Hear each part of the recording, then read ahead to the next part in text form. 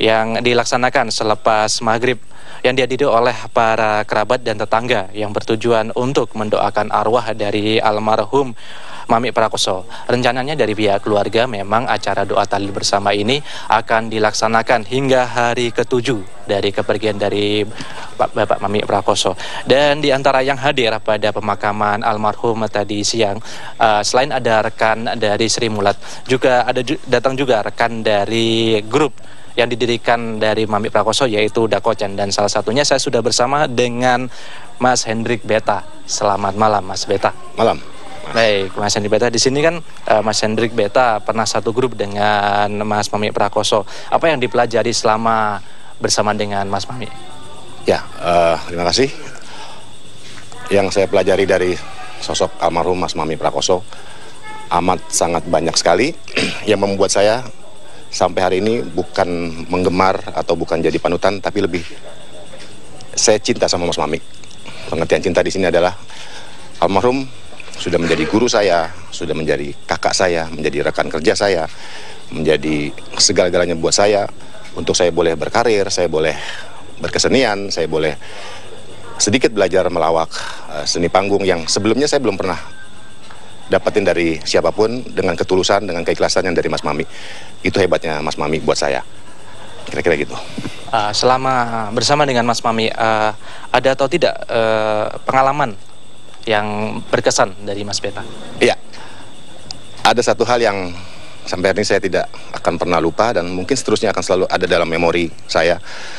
Kalau Mas Mami itu tidak suka dengan seseorang, saat kita lagi latihan, saat kita lagi penuangan naskah yang sifatnya di panggung itu, almarhum nggak suka, almarhum langsung bilang ke kita, langsung tegur ke kita di saat bersamaan, ada teman-teman semua, dia nggak peduli, dia langsung tegur, dia langsung koreksi itu di depan semua.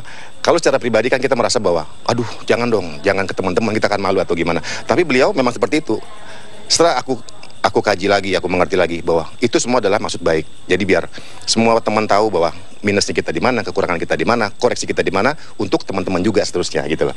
Jadi buat saya adalah satu ketulusan buat dari beliau ke saya. Bukan berarti benci, bukan berarti suatu hal yang harus dihindari, tidak. Saya melihat itu sebagai satu ketulusan, satu keikhlasan untuk membangun kita-kita semua pemain di Dakocan, di dalam komedi dan canda.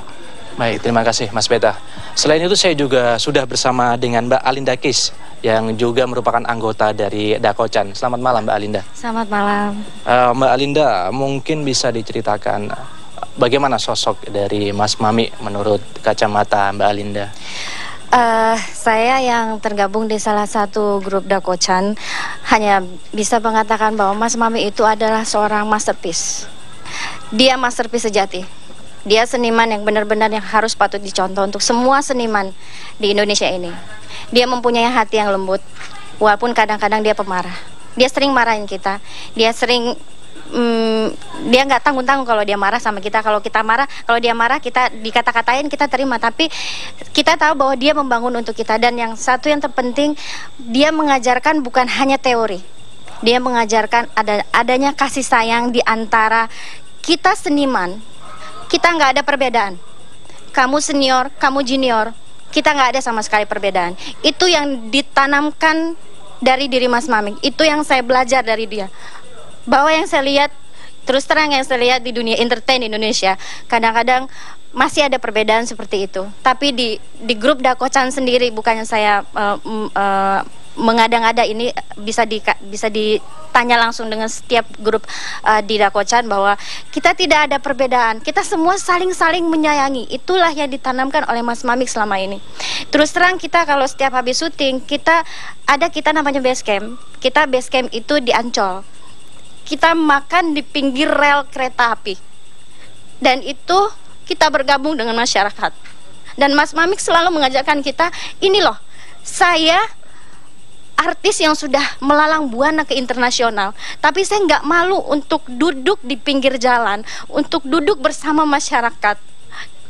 Kita seharusnya berkaca, dan kita sebagai junior harus malu dengan sikap yang kadang-kadang kita sendiri arogan. Kan? Baik. Terima kasih Mbak Alinda. Kita juga berharap semoga arwah dari